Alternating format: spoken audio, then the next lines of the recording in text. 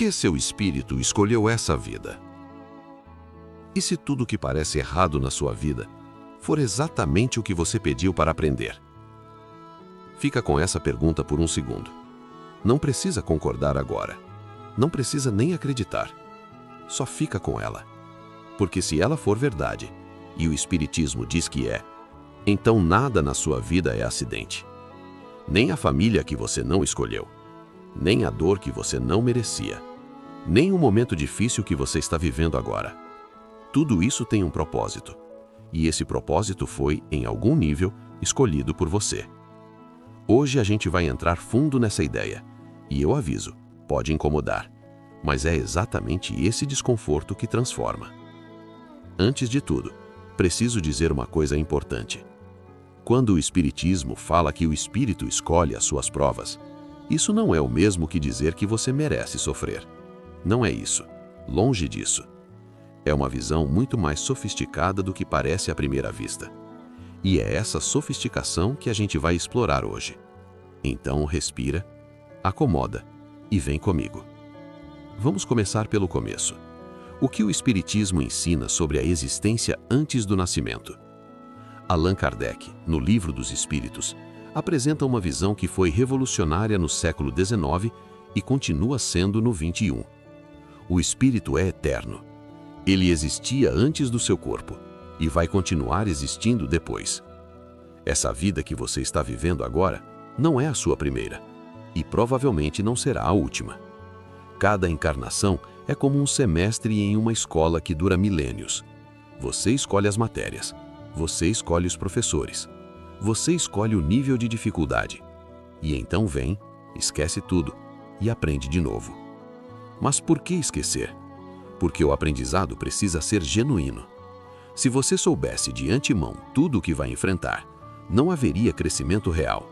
Seria decorar a prova, não aprender a matéria. O esquecimento não é falha do sistema, é parte do projeto. Mas aqui vem a pergunta que mais incomoda. Se eu escolhi, por que escolhi tanto sofrimento? Por que escolhi essa família, esse corpo, essa perda, essa doença, essa solidão? É uma pergunta honesta e merece uma resposta honesta. O Espiritismo não diz que a escolha é feita de forma fácil ou leviana. Ela é feita no plano espiritual, num estado de consciência que é radicalmente diferente do que temos aqui. Lá, o espírito enxerga com mais clareza.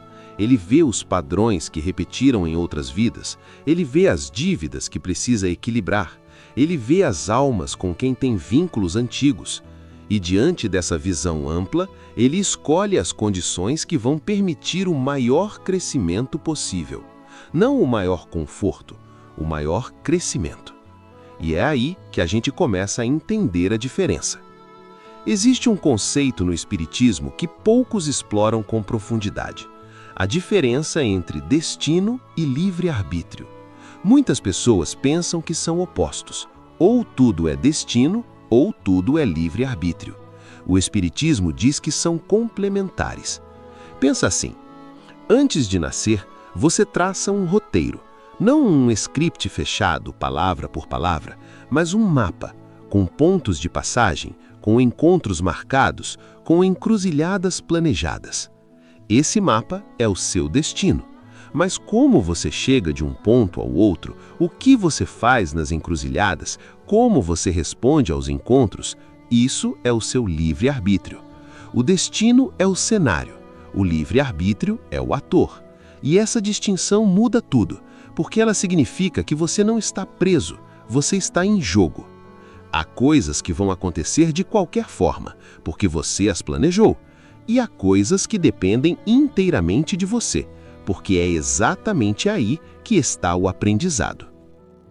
Vou parar aqui por um momento, porque eu sei que para algumas pessoas que estão ouvindo isso agora, essa ideia pode doer de um jeito específico.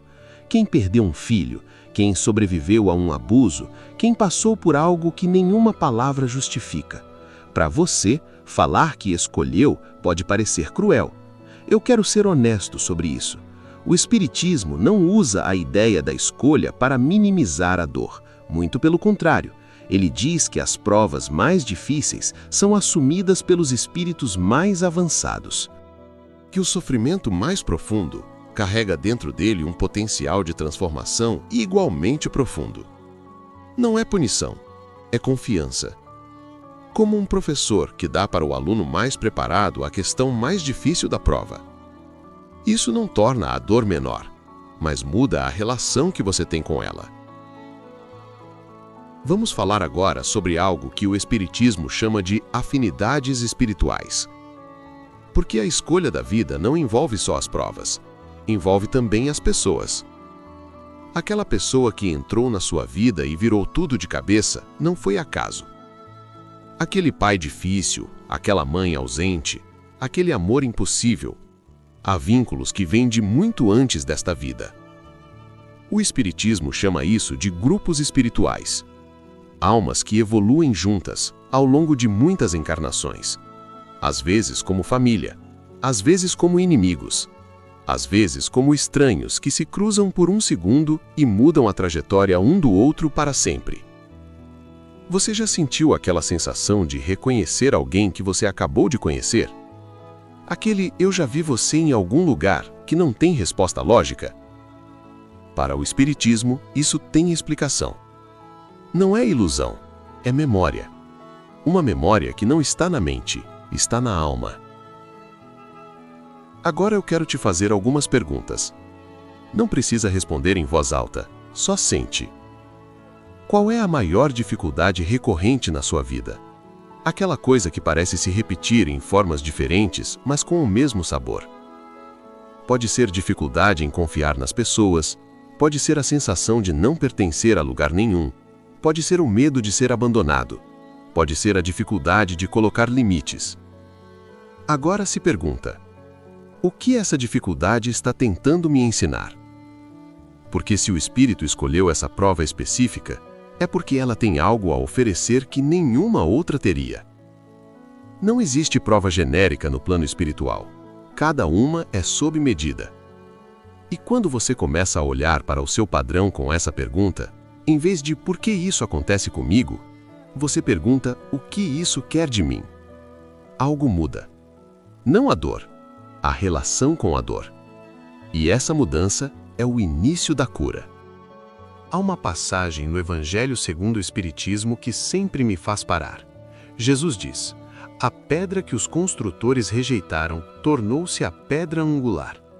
O Espiritismo lê isso de uma forma muito específica.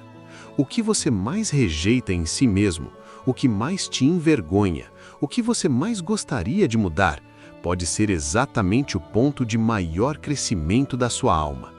Não porque você precisa aceitar o que é errado, mas porque a resistência que você sente por aquilo é o mapa do tesouro. A pedra rejeitada se torna a pedra angular. O ponto mais difícil se torna o ponto de virada. Então, o que fazer com tudo isso? Não é sobre cruzar os braços e dizer "é o que é". Nunca foi. O livre-arbítrio existe exatamente para que a gente não seja passivo. A ideia de que o espírito escolheu essa vida não é um convite para a resignação, é um convite para a participação consciente. Se você escolheu esse cenário para aprender algo específico, então a pergunta certa não é quando isso vai acabar. A pergunta certa é: o que eu ainda não aprendi aqui? E quando você aprende, quando de verdade integra o ensinamento, a prova se transforma. Não desaparece necessariamente, mas muda de natureza. O que antes era peso, vira força. O que antes era ferida, vira sabedoria. O que antes era prisão, vira propósito. Antes de encerrar, quero deixar uma imagem com você. Pensa em um diamante. Ele começa como carvão, submetido a uma pressão que nenhum outro material suporta, por um tempo que desafia qualquer paciência. E o resultado? A pedra mais resistente e mais luminosa que existe. O Espiritismo vê o espírito humano assim. Cada vida é uma camada de pressão. Cada prova é um processo de facetamento. E o que emerge ao longo de muitas encarnações é algo que só pode ser descrito como luz. Você não está aqui por engano. Você não está aqui para sofrer à toa.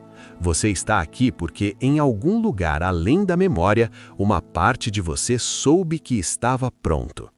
Mesmo que agora pareça impossível acreditar nisso, essa parte de você ainda sabe, e ela está esperando que você lembre. Se esse vídeo tocou algo em você, se uma frase ficou, se uma lágrima desceu, se algo se moveu, deixa o like agora. Esse gesto simples ajuda esse conteúdo a chegar em quem mais precisa ouvir isso hoje. Comenta aqui embaixo qual parte do vídeo te alcançou, qual frase ficou, ou só escreve o que está sentindo. Esse espaço é seu. Compartilha com alguém que está no meio de uma prova difícil e que talvez precise de um outro ângulo para ver o que está vivendo. E se inscreve no canal e ativa o sino, porque toda semana tem um novo convite para olhar para a vida de um jeito diferente. Até o próximo vídeo. Que sua alma continue aprendendo e que o aprendizado doa cada vez menos.